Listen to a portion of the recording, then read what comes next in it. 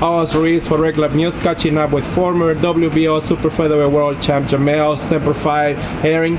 Jamel, it's good to see you. You're here at the gym doing your thing. How's everything going? Everything's going good. It's been lovely since I've been out here in LA. Great weather, great training. So I'm good. I'm happy. I can't complain.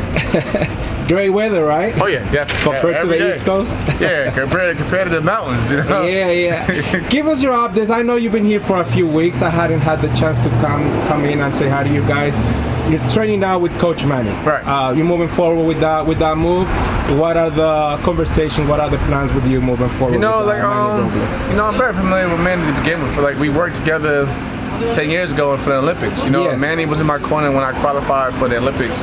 You guys have had a great friendship. We always had a great relationship throughout the years. It was just an easier fit when I needed to make a change and go in different directions. So, like I said, me and Manny, we always speak every day. I just see in a few minutes how the chemistry works when we're in it together. It just flows, and I'm just happy. I'm happy and I'm comfortable.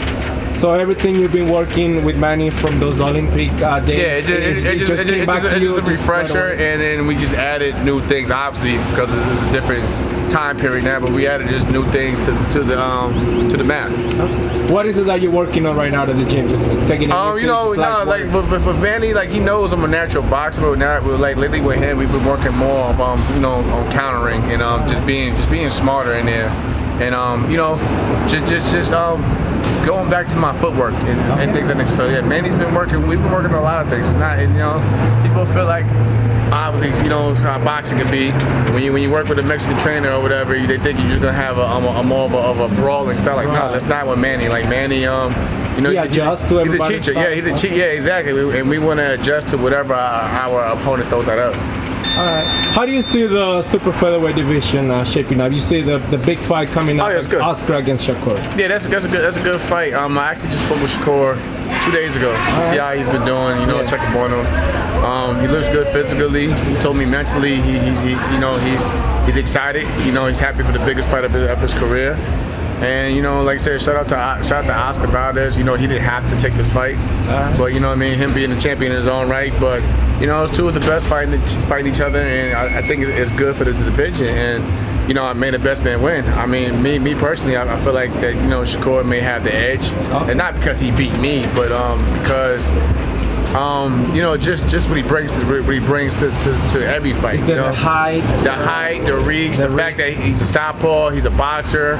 I mean, if you got to look at it, Valdez's last fight, he squeezed out the victory, but he had a hard time dealing with a boxer. And I feel like Shakur is just a 10 times better boxer than what Valdez faced his last outing.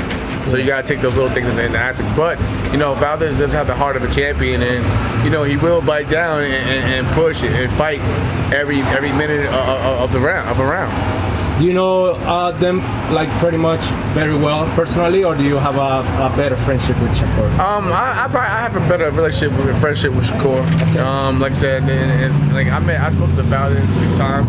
Oscar's a real great guy, but like I said, I just know Shakur personally more in the ring and out of the ring. Like I said, I used to train in the same gym with Shakur from time to time in certain camps. So I've seen this kid grow even from the amateurs to where he's at now. So but like I said, it's nothing to take from Oscar. He's got a great team over on his end. Training with Eddie Reynoso and Canelo, of course. So I look forward to it, and of course, my commentating side, I'll be there in the arena. To commentate that fight as well. So I have an up-close seat when the time comes. That was gonna be my next question. How much do you enjoy the commentating gig?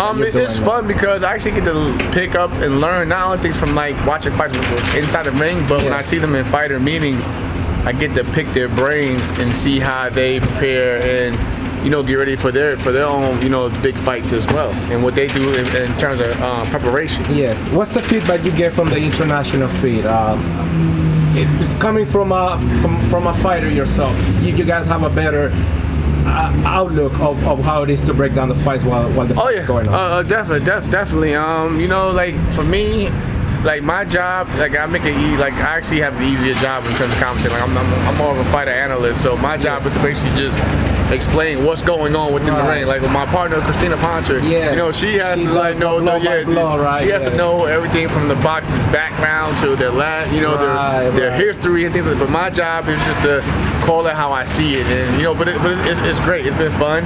I've gotten a lot of love and respect from fans that have caught it internationally, especially in the UK on Sky Sports. So yeah, it's definitely a great experience. How active do you see yourself calling fights? Hey, as long as I possibly can. You know, that could be my next career move. I hang in the glove. So yeah, so as long as I possibly can. Okay.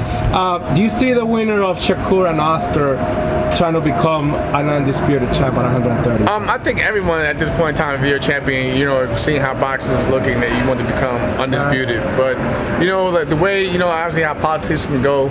You know, it might be a little bit harder for that division because belts are scattered in other entities. You know what I mean? Better payday as well, maybe. Yeah, but you never know. You might see, you know, like if say for instance, if Shakur comes out the winner, you know, he might want to cash in and go up to the lightweight with all the actions at and become undisputed up there. So you know, sky's the limit for the winner. The big names are up there. Exactly. Ryan Garcia, Teofimo's moving up to the Devin Haney's over there, and so on. And the Lomachenko. So don't forget that either as well. There you go. Well, thank you very much for your time, ladies and gentlemen. Jamel Herring training now with Manny Robles. Obviously, you'll give us an update on what your next fight may be. May 21st. May 21st, Las Vegas. There you go. Thank you. No problem. No name yet?